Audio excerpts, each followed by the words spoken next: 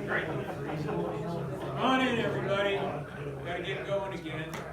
I'd like to introduce Ray Weber. He is the Dean of the Community and Technical College. He used to be a faculty member here in aviation, and he was a faculty member at Kent State.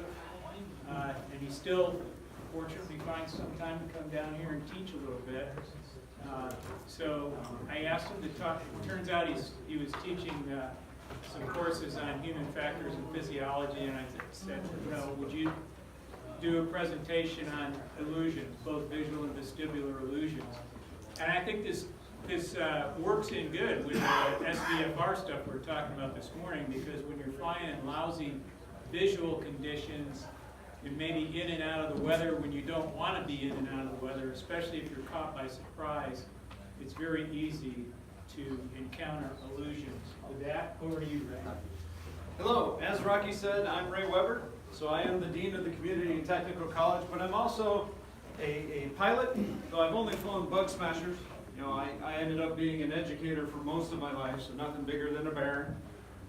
But I've been through a significant amount of things, and I started doing the flying and everything about 97. So several of you have doubled the amount of time I've been in the air, but when you start talking 25, 30 years, I made it this far, not dead.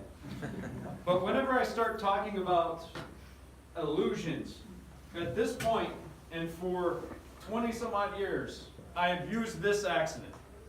This is one of my favorite accidents. By the way, nobody died in this accident. Some of you may be familiar with it. So in 1999, September 10th, 1999, helicopter went out flight seeing tour. On the way back, they experienced severe flat light conditions. Flat light. We'll hit on it more, but at least several of you have heard of it. Yeah? Huh? Okay. Making sure. So they hit the mountain. Everybody survives. Passenger gets out and starts making an igloo. The guy's like, no problem. No problem, they're coming to get us. So they try and go get him. Next pilot did the same thing. Next pilot does the same thing. Commercial pilot, one passenger aboard, conducting search for overdue company helicopter while searching. Deteriorating weather conditions, altered his search routes. Flat light conditions, finds the mountain. Don't worry though. We have a plan. We do it again. One passenger on board again. Goes out. Finds it. Hits the mountain. Everybody's alive. Remember though, one of the things that was discussed with the passenger that was building the igloo is we were going to be picked up, we were going to be fine. All set of crews and passengers stay in that igloo till the Coast Guard shows up the next day to pick them all up. Everybody lives. None of the helicopters survive. Sad day. So I always start with that because when we are talking about it, we're talking about a couple of things going on coordinating with your brain.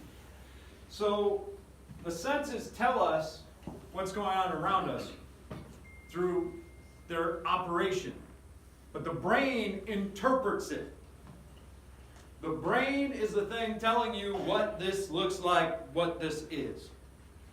So I am a fake doctor. My PhD is in ed psych, but I did the other stuff. So we got a real doctor in here. He'll correct me if I'm wrong. But when we start talking about these coordinating senses into things, you start to get limitations on where and how you can go. I'm going to give you an example. So I'm up here, I'm moving around. First of all, I never actually use one of the laser pointers. Click it off the side. Makes me have to go back. Why? You gotta get your step goal for the day? Got to get my step quota for today. Let's go with that. But actually, two reasons. One, I know when all of you have ceased paying attention to me. Human operation means you're going to follow whatever moves. We're going to get to that later, because that's going to come in handy. Human operation, whenever we move, we look for motion. We can fool ourselves with motion. So I can tell when I've lost you because you're still looking over there and I'm over here. Or you're looking up there at the big sign. The second reason is also to break up your cadence and keep you more vigilant of the things. Because if I stop, you're going to watch me for a second, you're going to start to drift, I start to move, it comes back. So I'm trying to do two things with this. And that's integrating part of your senses, and your brain's looking for me. But the senses are all trying to provide you things such as your orientation, reactions, and fight or flight. There is going to be a chance, because this happens in this room every time, I'm going to get close to this edge, and I'm going to make a funny move, and you're all going to see it, and you're going to go, don't fall. Fight or flight comes into play. I catch myself because I can tell I'm falling over. But the senses are telling the brain these things. What is the number one sense we need or use for our orientation, though? Number one sense most of the time. Eyeballs. Mark one, eyeballs, right? I'm up. Sit. I just went down half a foot. So the Mark one, eyeballs. And we're taking all that information. But I think I'm going to skip this slide. I'm going to go with this. But we take it away a lot in aviation, don't we? Everyone's like, well, I'm VFR only pilot. There are plenty of times where you've lost your visual outside, even if you're VFR. When you're looking at a chart, you're looking at other things.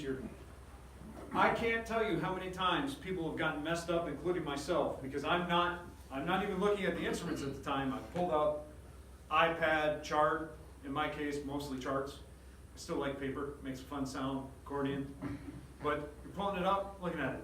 Students, watching them try and use an iPad for the first time because they never prepped, find me an approach fight. They're down there for 10 minutes. You can start doing all sorts of stuff. I normally turn off the electrical system. Reach over. They look up, try and talk to me, don't understand why the radio's not working. That right there means you've been out of it. You've lost your orientation from your visual. Now what do you rely on?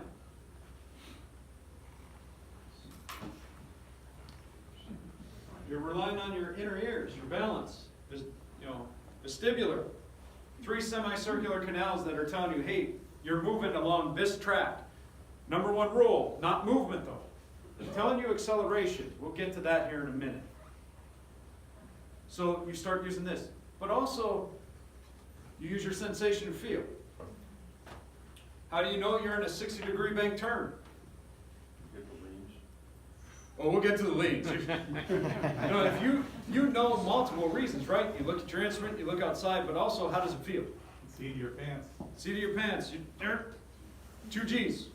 60-degree bank, technically 2 G's. See, I told you I was going to trip at least once. 2 G's.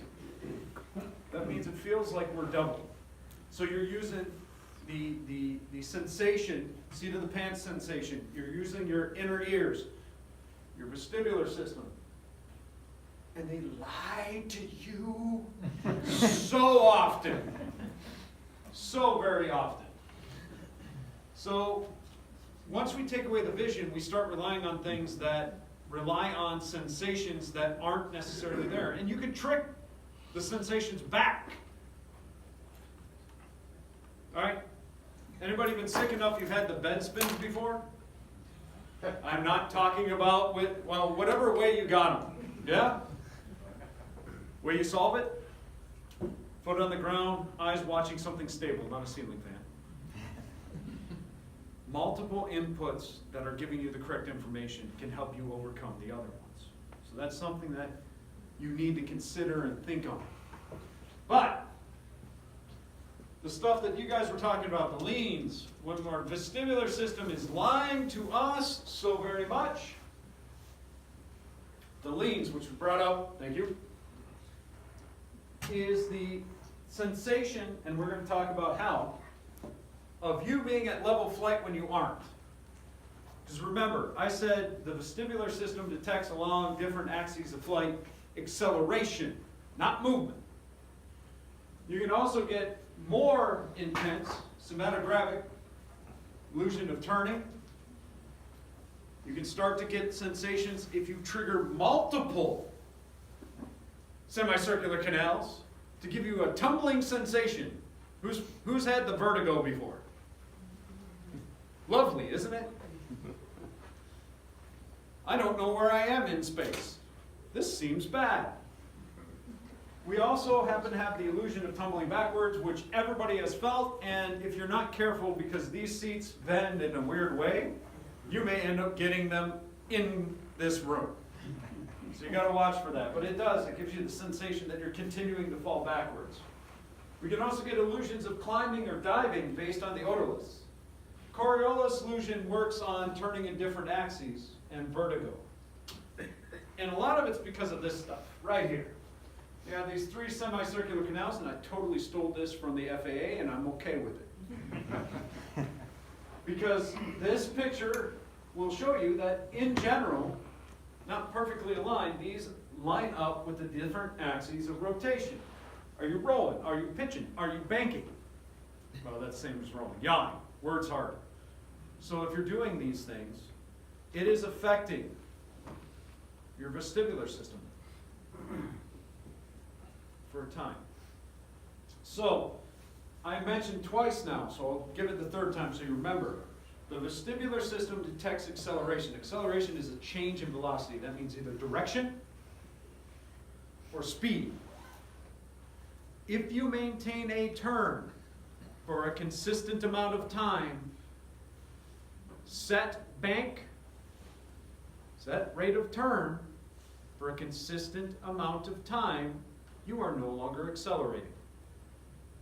You've ceased accelerating. You are moving, but you aren't changing anymore. And what ends up happening is that fluid in your ear, in those semicircular canals, quits shifting. When it quits shifting, quits hitting these nerve fiber hairs, and your brain goes, cool, I'm level. Now we get to the turn, the leads. Cool, I'm level. All right, so in the turn, it thinks you're level. What happens when we level up? It's an acceleration in the opposite direction. Oh my God, we're this way. Fix it, fix it, fix it. This is way more common than people give it credit for. All right, I understand you guys didn't talk aerodynamics this morning. I'm going to ask a question, because you get pilots, controllers, maintainers, I've seen you all in here. What happens to the vertical component of the lift when you enter a turn? Decreases. Goes down. How do you counter that? A little up elevator. Pull back, a little bit counter, add power. When do you do that? When you know you are turning. However, if you do not know you are turning, you have assumed you are now level, you do not put back pressure in, you do not put power in, and then the airplane does, because you are thinking you are level. You are believing you are level. You do not counter the turn by doing things that would increase your vertical component of lift. I need to get the lights fixed. Write it down. Everybody looks up and they're like, well, he's the dean. This is his problem. Yeah. And that's really what we start to see. So once you stop the turn and you pull it out, you end up losing that you end up gaining an acceleration in the opposite direction, and this has led to problems. There are a number of accidents. They're becoming less so now, but dealing with holds and turns around VORs. About 4 that I can think of. Most of them were in the lower 48. Well, all of the ones I'm thinking of now are lower 48. So what's cone of confusion? Think VORs, cone of confusion. You're over the top. You're dead over the top of it. So what is it doing? The needle's going like this and it's going to from. They had several people get confused trying to chase get themselves on while they were in the cone of confusion. They're circling. Controller finally goes, dude, you're done. Turn left heading 270. Get out. Turn, level out. But they've been in turn for 2 or 3 minutes. And they went back in and they spiraled right into the ground next to the VOR. So what you are running into with these, the somatographic and the like, is they're not easy to overcome if you don't know they exist. If you don't know you're under the influence of these illusions. The vestibular ones are really hard to overcome. Several of you indicated, when I've asked questions, that you've had this. Who's had the leans bad enough that you just put your head on the frickin' window and fly like this? A couple of you kind of raised your hands, some of you nodded, and some of you went, no, that seems dumb. I had it that bad, personally, twice. Both of them were in instrument conditions. And I could not keep it level, so I just figured, okay, I got the leans. I felt better with my head leaning against the window. Probably looks stupid, but only other person's next to me, so. But this is a way of your body trying to figure out what's actually going on. It can be rough. Some of the other things that you run into, though, is the Coriolis illusion. And the Coriolis illusion, I had the opportunity to help run an experiment at the University of North Dakota. Now, 20 years ago, they wanted to see the effect of diet on spatial disorientation. And so they did all these diets. I mean, these students ate well. One had lobster. They were bringing in professional chefs. They had all sorts of stuff. And then it was my job to put them in to an equivalent to a vertigon. It wasn't a true vertigon. It was actually a GA sim. So it would spin with them at the access point in the center. It would be spinning. And the controls were just a little bit outside of reach. And my job was to wait till they were complacent and tell them, change the radio frequency to whatever. And they would try to find ways to keep their head still because they know it's coming. And they can't. And again, I'm like, hurry up. Hurry up. So eventually they'll do that. And when your vestibular system finds 2 different sensations going 2 different directions, and you trigger 2 going the wrong ways, not coinciding with each other, you will now no longer know your orientation in space. It gives you a tumbling sensation most of the time. Most people describe it as if you're tumbling. And this has happened to a number of people consistently in aviation. Oftentimes in instrument conditions, because your eyeballs can help mitigate some of this. And they reach over to do something, or I had a student do it to me once. They dropped a pen. They've got 4 right here, but they need that special pen. Reach down, that was it. They had no idea what direction they were going. They weren't looking out, they weren't looking up. No inclination. And guess what happens? They come back and they start trying to grab the yoke, and as the instructor, you go, stop, hold. It doesn't, one of the things about Coriolis is it is not one of the longest lasting ones. It's not like the leans or anything. It doesn't tend to hold on for incredibly long. But how long do you need if you're yanking and banking before your airplane's in a condition where you are not happy anymore? And it is not happy anymore. So there has been indication in almost every book and discussion I've had where turbulence can cause this. I've not found an accidents where turbulence specifically caused Coriolis illusion that led to the accident, but keep in mind the NTSB doesn't always ask these questions because the people that would be able to tell them are dead. I'm a positive person. Ask all my students. Several of them in the class are going, several of them here. No. But I can tell you that this is an intense feeling that is very hard for people to overcome. Incredibly difficult for people to overcome. So you need to watch for that one. One of the other ones that's less so is we have tiny, let me make sure I get all these up. Oh. So we have small organs in the middle, inner ear, that aren't necessarily connected directly to the semicircular canals, but they're in the vestibular. And these act as if they're a pendulum. Okay, the otoliths. They're going to want to tell you where down is.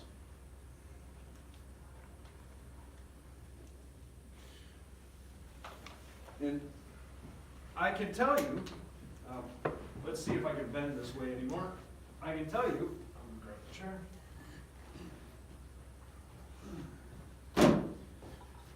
Okay, down's still down. But where's the otolith? It's in the inner ear, so it's here. I'm going to begin to curse here shortly. If I fall over, you guys can take the rest of your break. It's now telling me, though, down is here. These are set up to tell us where down is. Well, there's a couple of things that could go with. First of all, if you accelerate. Any of you do an inertial navigation system, used an inertial navigation system before? How's that work? Accelerometers. Accelerometers. This is an accelerometer. So if you accelerate, that little pendulum thingy goes back. And goes, yo, you're changing your pitch. Okay? So those accelerations can have a profound effect on figuring out what you're actually doing. So if you've got positive G's, acceleration, positive G's, it's going to tell you your nose up. Whether your nose up or not, nose up. Now, some of you are looking at me going, I haven't felt that yet. You may have. You just tended to ignore it because you've got this strange thing called instruments. And that's a key aspect of countering all of these is instruments. But when you're talking about these, a positive G can give you sensation of pitching up. If you feel like you're pitching up, what's your immediate reaction? Look at that. Nose down. What happens when you put a nose down? You accelerate, which then tells you, hey, it's getting worse. Do it again. And you end up with a significant dive. So you need to be aware of that. However, the fun part is when you take away the G's, and now you feel like you're diving. So then you pitch up. That one tends to be less of a problem because negative G's are not good for anything. So you do have to consider this. Now, do you get this in significant operation, normal operations? Probably not as much as you would think. It's a quick sensation depending. But you still have to be aware of it. So you don't want to get the illusion and start doing weird things. Some of these illusions, it really messes with the just airspace around you. So what about vertigo? Vertigo is there's a number of ways, but it's often described in a way that would indicate that it is a significant, severe case of Coriolis illusion. If you get hit with multiple directions, maybe you might get hit with three. All three triggering the semicircular canals, or getting the otoliths involved and they start giving you information, start tweaking stuff. you end up getting sensations that's it. Coriolis gives you the tumbling sensation. This one can give you the fact that you just feel like you're spinning over and over and over again. And this one is hard to deal with. What's funny, and most designed aircraft in the world, are generally stable. At this point, if you will get a severe case of vertigo where you do not know what your direction are and you want to do things to that airplane, let go.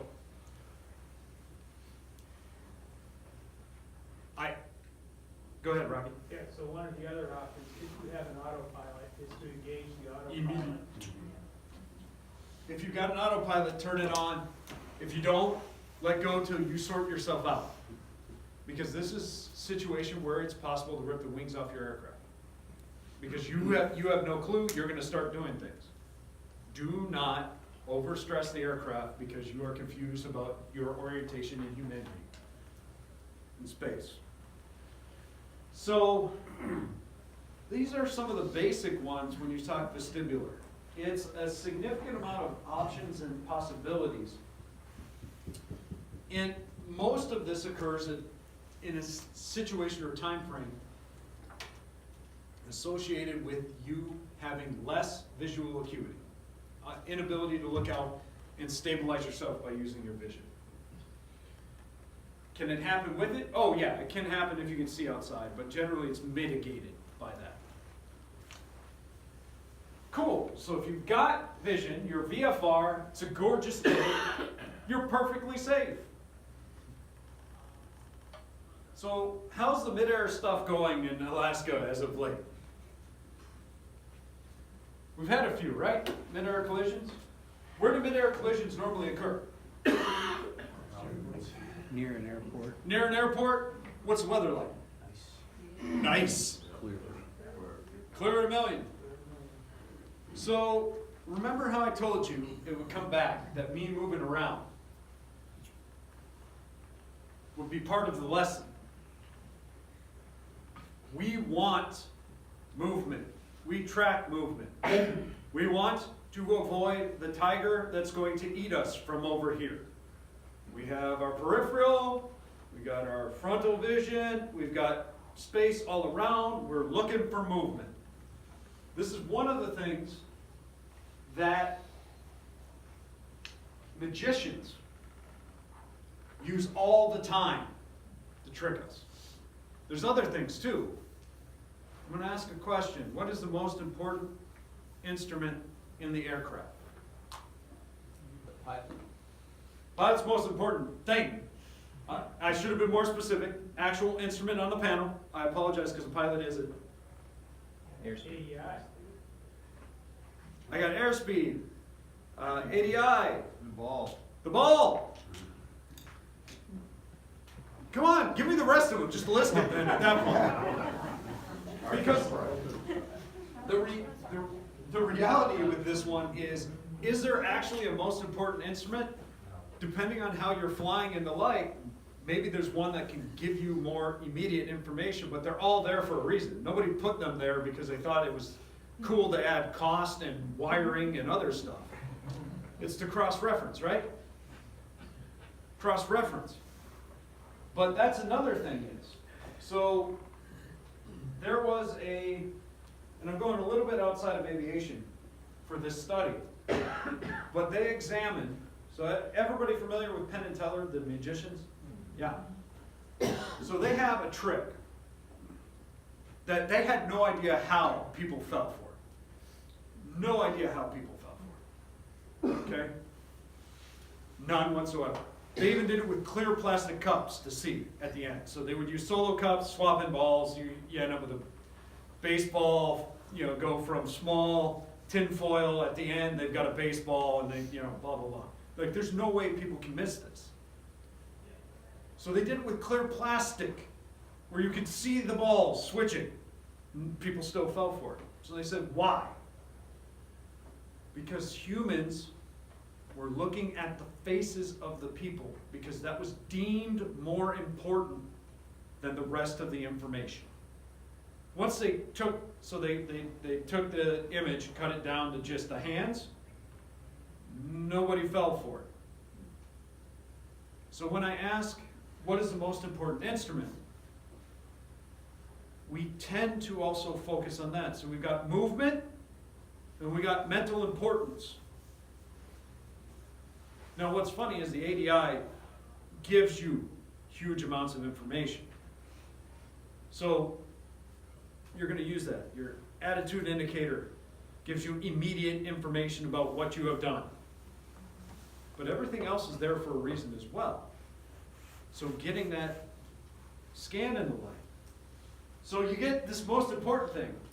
And we also view everything that's moving most important because it might kill us. However, if an aircraft's approaching directly at us at 300 knots, closing, so 600 knots apiece, you're going good. You're not flying Cessna 172s in this case. You have a closure rate of 1 nautical mile per 6 seconds. So if you got 6 miles visibility, 6 seconds to assess that you'll be hit, you got about 30 seconds to not be hit. So you got to assess it. What's the problem though? This is a great picture. 1 second to impact, they look like that. Because they're coming at you. If they're coming across, you see them. If they're coming at you, you're looking for what's moving. That image is not moving, it's just getting bigger. So this is not necessarily an illusion, but it is something that has had impact. Well, that was not on purpose. Pun unintended. Has had impact in these accidents, and a significant amount of mid-air collisions are perfectly clear days. It's not 6 miles viz. You can see from here to Fairbanks half the time. But that's what we see. 10 seconds to impact, said dot up in the corner. So now you've got to take that into account, that not all things have to be illusions that will affect your ability to make decisions and get things where they need to be. But you didn't come here for that.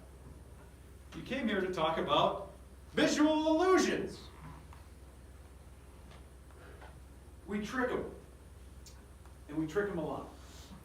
Some of these things come from implied movement. We assume things are moving, they're going to move.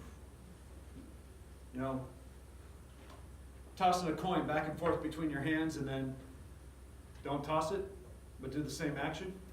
It convinces the brain that went across. It will tell you that.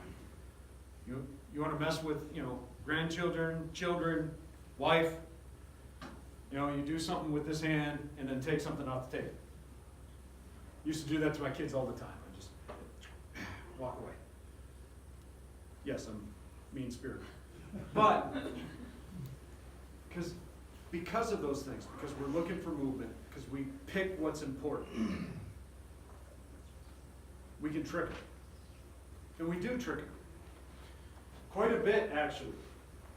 Some of these are pretty straightforward.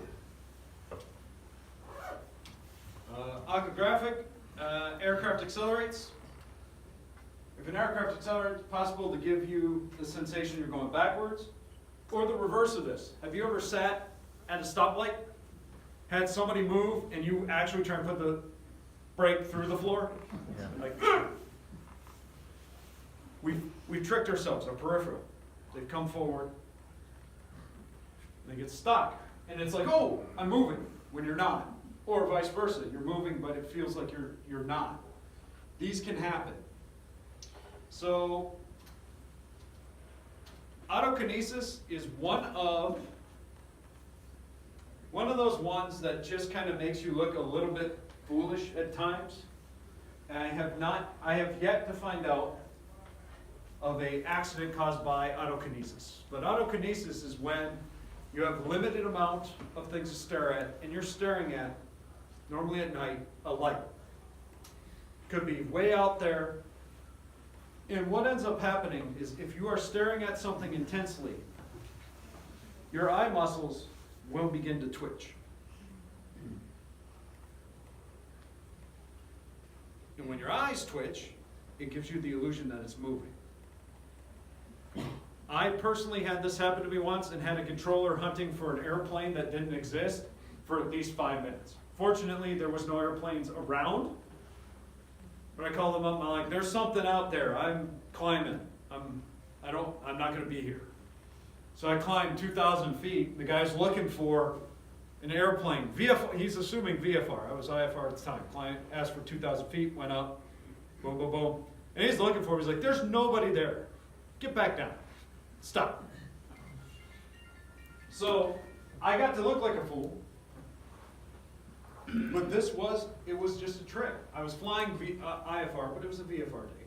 It's, the light. I want to do this one. This one's autokinesis. Looks like the slides got backwards. So it'll move around, and it's caused by the lack of reference. But this next slide, all right, everybody, get ready. Got a job for you. Job for you. Find me the horizon. We're going to play a game here. Find me the horizon. If you do, you guys can go get snacks after the lecture. They're already out there. That's the only thing I brought.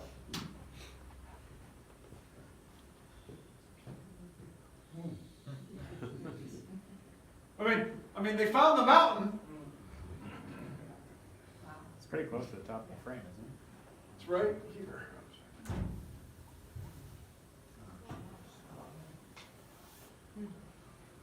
So those accidents I brought up first, on purpose, stretched out, I pulled out my shirt. The accidents I brought up at the beginning, this is actually how all of them described what it looked like to them. There was no way in this flat light situation you would truly be able to find consistently a horizon. And if you're flying VFR,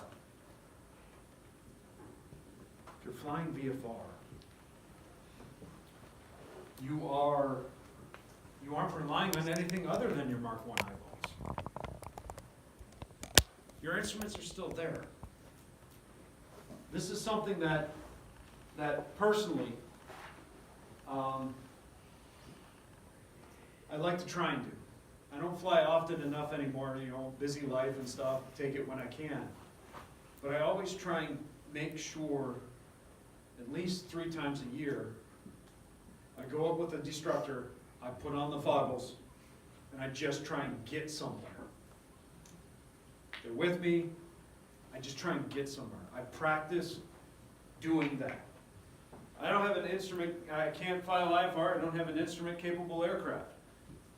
But that doesn't mean me going out there and remembering how to do it, how to watch, how to use my instruments in a way to tell me, oh crap, I don't know where I'm at, where's my horizon? And use all the tools. Man, my GPS yells at me if it's got a great sense of self-preservation. It's one of those it's an old 296, so if you got something newer than that, I guarantee you it's better at it than mine. And it just goes, hey dummy, that mountain, you're going to hit that. Terrain red, go away. Self-preservation. Practice. Just being able to fly by your instruments if you get in a situation you can't. And know how to use your tools and listen to them. Because if you've got this situation and you're near mountains, you've gotten to a spot you shouldn't be in.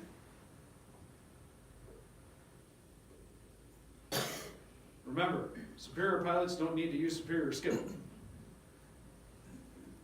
But it's possible to get into this situation without trying, without warning.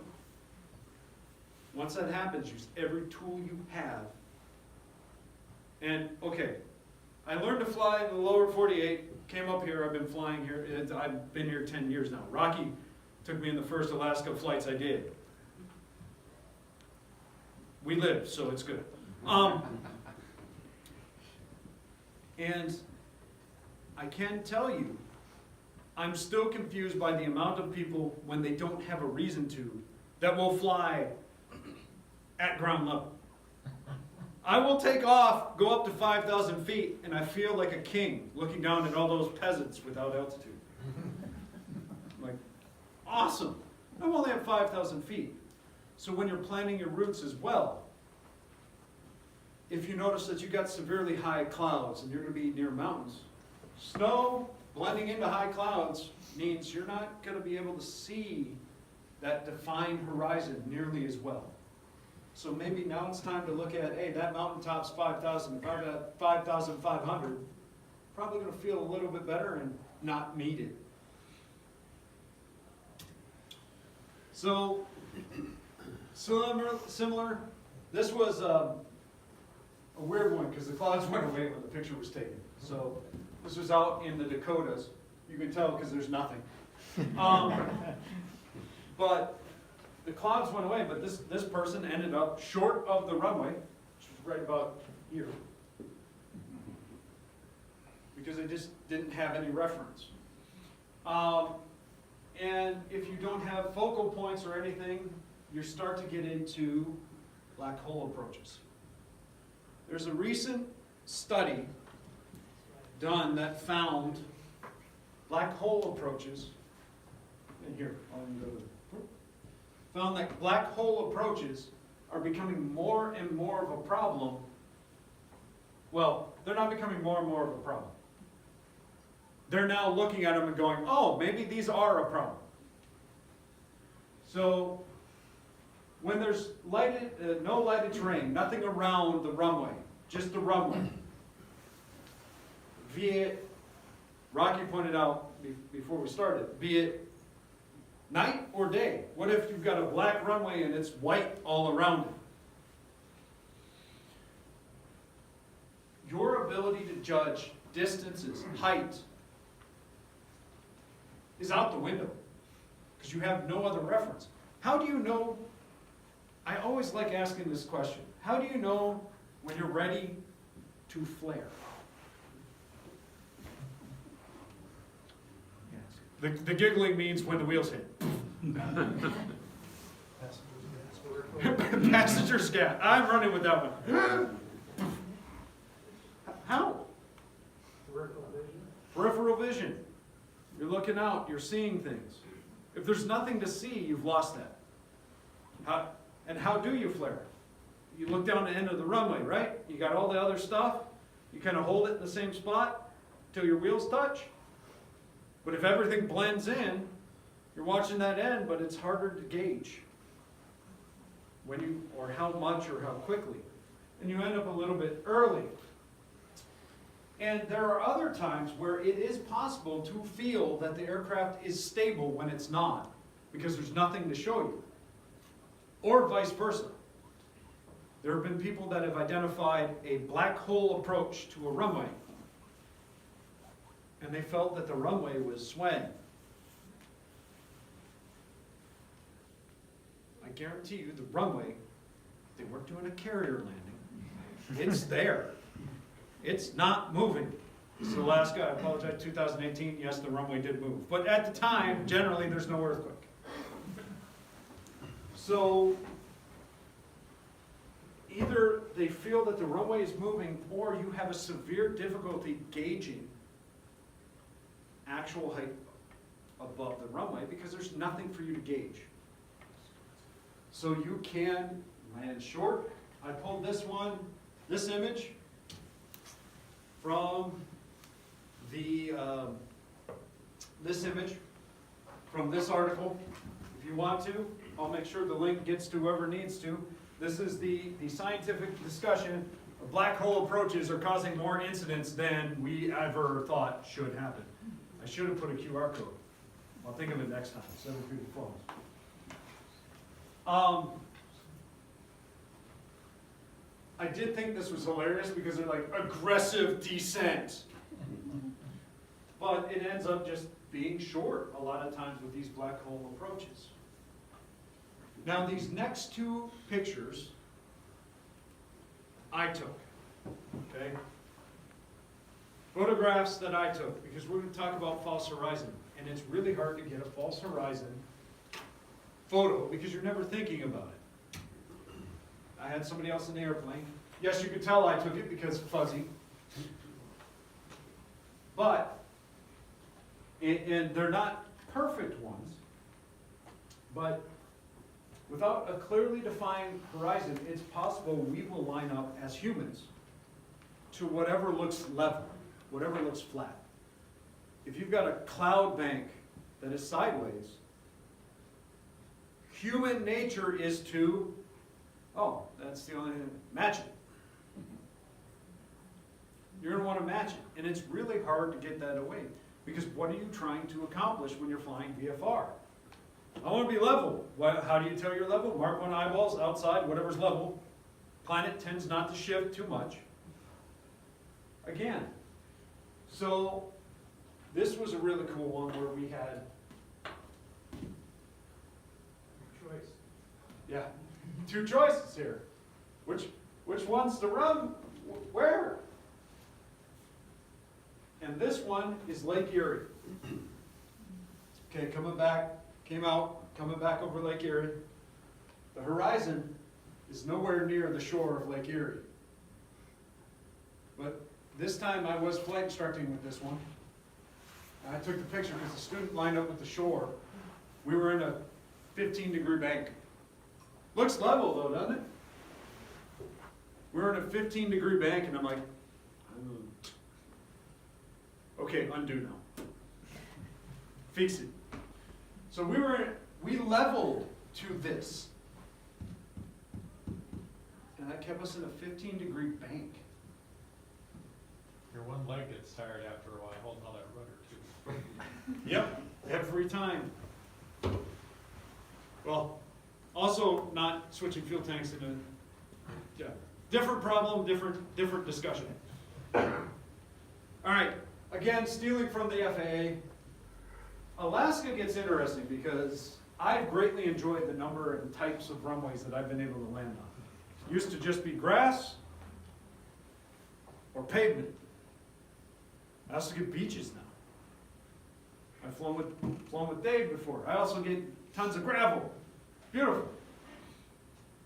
But there isn't a single runway path that is the same width anywhere in the state. What did they do? Jimmy went out there with his plow. Looks flat, we're good. So how do we address it? How do we deal with it? Well, if you've got a narrower runway than you're used to, you have a tendency to want that picture to look the same as you're used to, which means you're going to have to come in lower. Because then it looks bigger. Closer you are to the runway, bigger it looks. And you want to maintain that. Even though it's not the best choice. Wider runways, we want to maintain it. So we want it to look smaller than it is. So we come in higher. Generally, I've also found that you come in hotter. You come in quicker. And you flare high. Words that I have said when they were doing that. Words that I have said when I have done that. When you hit hard enough that you bounce back to altitude, you can call it a go-around, right? So yeah, flare high. Come in hot. Land long. Some of these Alaskan beaches, you probably don't want to land long. Seems like a bad plan.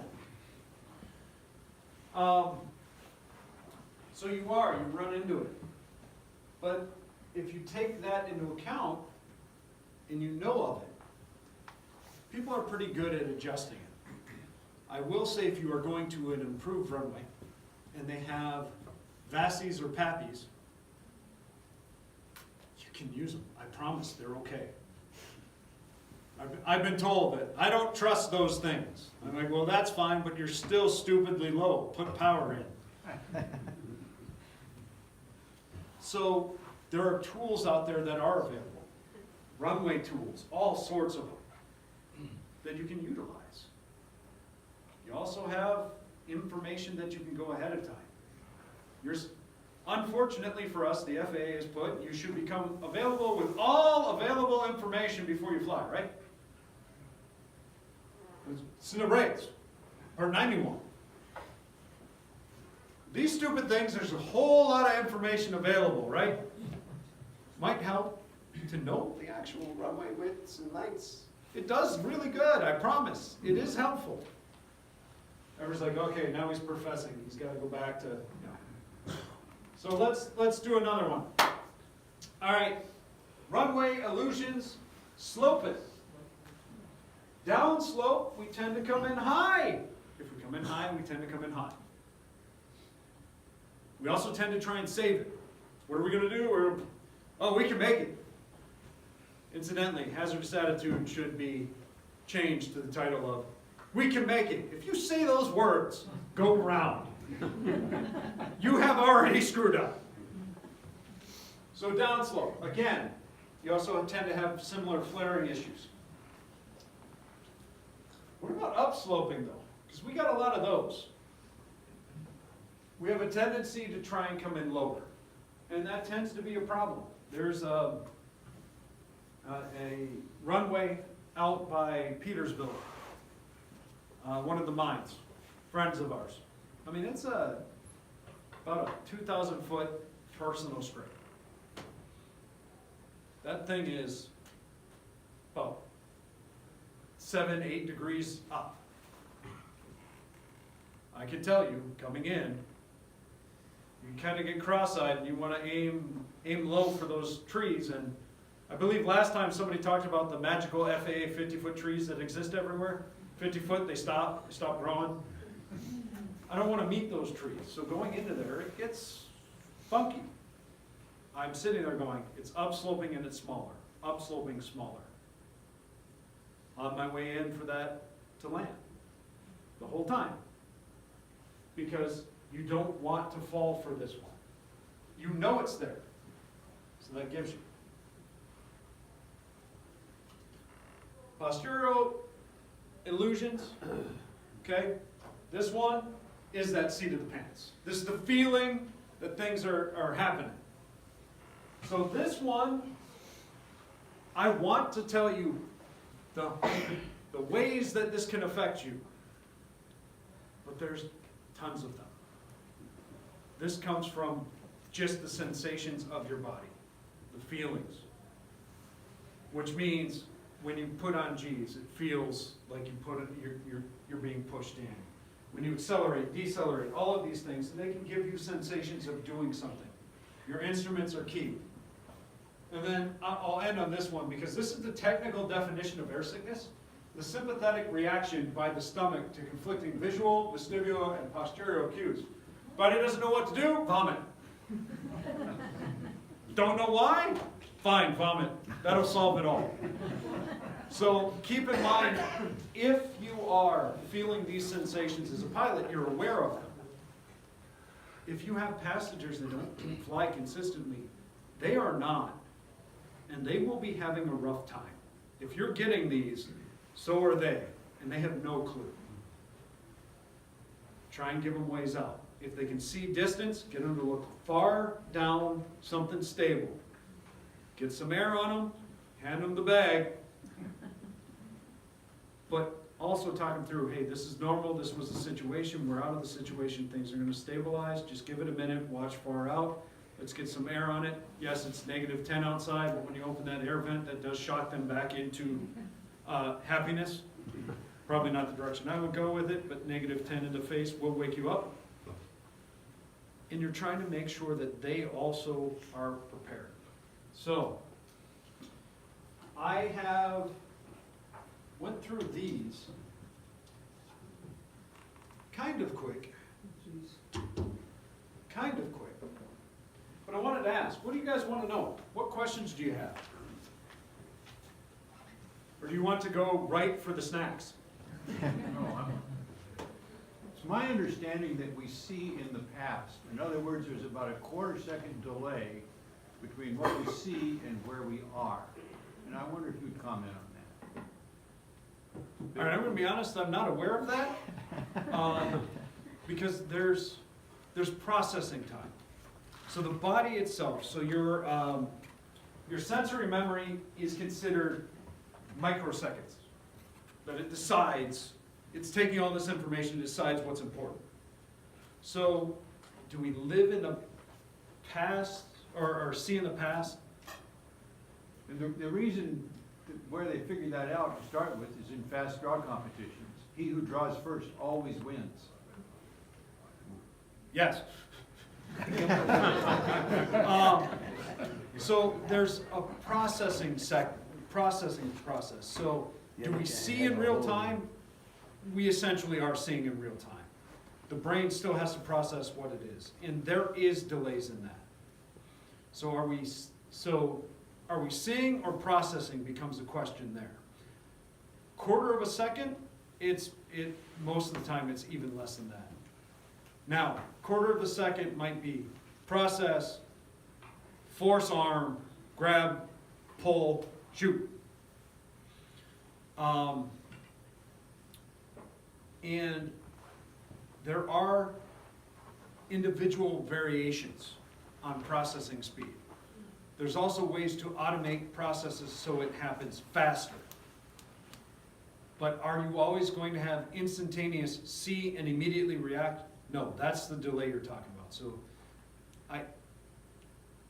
there is a delay in processing. I wouldn't say we're seeing in the past. It just took us a while to figure out what was happening.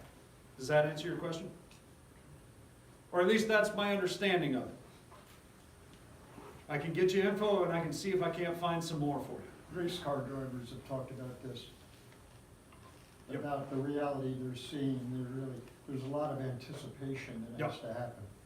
And actually, that's kind of one of the other issues with processing and illusions is we also prime. We try and set ourselves up for it. So, majority of you instrument rated? All right, how many of you write your clearance before you get told your clearance? Some people are shaking their heads, some people are going, how many? Write it down because you're expecting it and get ready to erase. A couple people have kind of, because you're priming it, you're trying to set yourself up for it. And you're right, a lot of it's anticipation, so it's more instant. It prepares yourself to act. That being said, it also sets yourself up for screwing it up, expectation bias. And the duck has indicated that my time is up. So, yes? So, there's like a saying of like, practice as you teach or apply as you train. And Yeah. I know a lot of flight instructors that are instrument instructors have students, practice approaches in the simulator, and they get down and they get the approach done and they don't have them land. And then that factor when you get with a student in the airplane, they've done these approaches and they have all this, visuals registered for night flying approaches, and then when they actually come into land, there's like this visual Yep. confusion. I'm assuming your question is, does that happen and why? That's yes. Okay. Does it happen? Yes. I was guilty of that. Personally guilty of that. They've gone missed so many times that they forgot that there's a second part to it. That you could actually touch down on the paper. So that is a problem because it creates that expectation bias. And then muscle memory kicks in. And then they do have a harder time landing. So there are processes. There's also an issue with the sim, because how you use the sim and how I recommend people use the sim tend to be different. And a lot of it falls more in line with you should use it like the military and the airlines. Let them make their decisions and let them see the outcomes. So when they come in and do it, if you have it set up so that they will clear, you have them land. You have them do the whole thing. That actually helps support the process, even if the sim's not designed for, the Redbirds and the like are not really designed to teach landing. If they can land in there, that doesn't mean they can land in real life, and I've seen people that can land really well in real life kill themselves every sim ride. But You need to teach and practice what you were actually going to do from start to finish. And a lot of that actually deals with memory, anticipation, and reaction. Because your reaction time will continue to shrink if you've done it before, more and more and more. You get closer to automating.